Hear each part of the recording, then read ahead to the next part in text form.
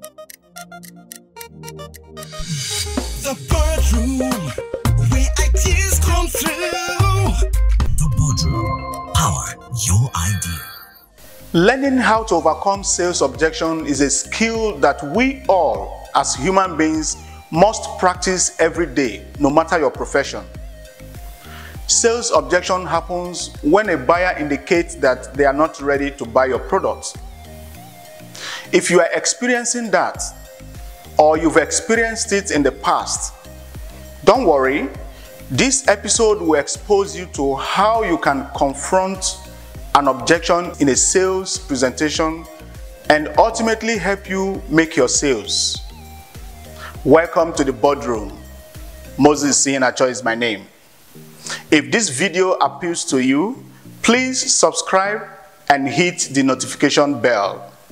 Our focus today is how to overcome sales objection, and I will be recommending 5 steps, or if you like, 5 ways. And I will also give you scenarios of sales objection and how to handle them.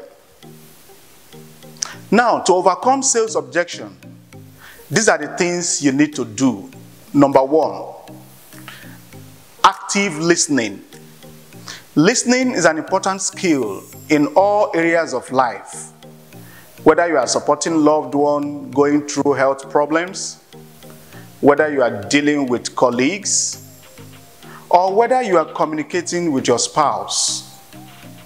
Most of us are not good listeners. But how do you listen actively?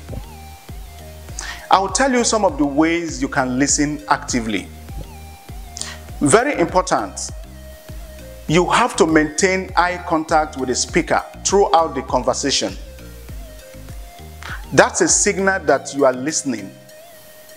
Avoid interrupting them when they are talking. Just listen without judging them or jumping into conclusion. Make sure you don't impose your opinions or solutions on them.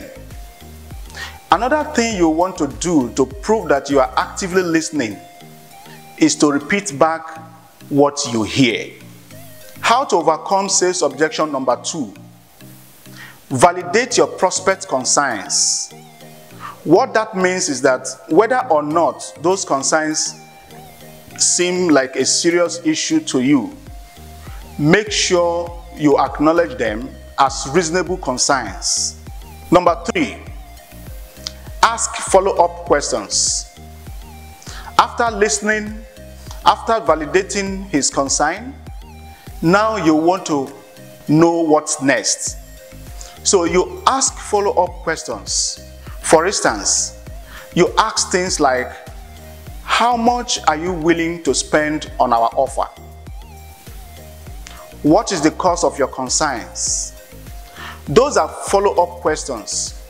Your follow-up questions depends on the situation and the concern of your customer. Number 4, neutralize negative emotions. Now, your next step of handling the objection is to neutralize the buyer's mind. Your goal is to make them receptive to a different way of thinking, by offering comforting messages that your prospects can agree with. For example, you agree with them that they can get a product cheaper elsewhere, but also you explain why your product is better. So if you don't take this critical step, your objection handling efforts will fall short. The final step, which is number 5, is ask for sale. Before you ask for sale, make sure you've satisfied the objection. If the buyer is not ready, don't try to force a commitment. But if they are ready, or if they seem to be ready or satisfied, then close the deal. Now, let me give you the 3 most common types of sales objections and how to overcome them. Number 1, lack of need. What do you do when a prospect says, I don't need your product? It's very simple. Sell the result and not the process.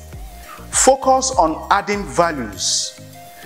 That means telling the buyer what they stand to benefit. But also remember that for you to sell value, you must understand the prospect's business well enough to convince them. Number 2, lack of budget. When a prospect says he doesn't have money, all you have to do is to break the price into smaller billing options. Make your offer flexible. And then number 3, product objection. Sometimes your buyer can say your product is not as good as what your competitors are offering. What you can do in that instance is to describe the features of your product, the benefits, the functionality, the warranty policy. You can also use testimonials to elaborate more about how other customers use your products. You can equally present third-party research to support your claim. In conclusion, I would like to say that sales objections are a natural part of sales process. It's not a reflection on your skills as a salesperson. This is where I will call it a day. Many thanks for watching. Let me know your thoughts on this video on the comment section. Please share this video and subscribe if you haven't done so. Moses Iheanacho is my name. Bye for now. The boardroom, where ideas come through. The boardroom, power your idea.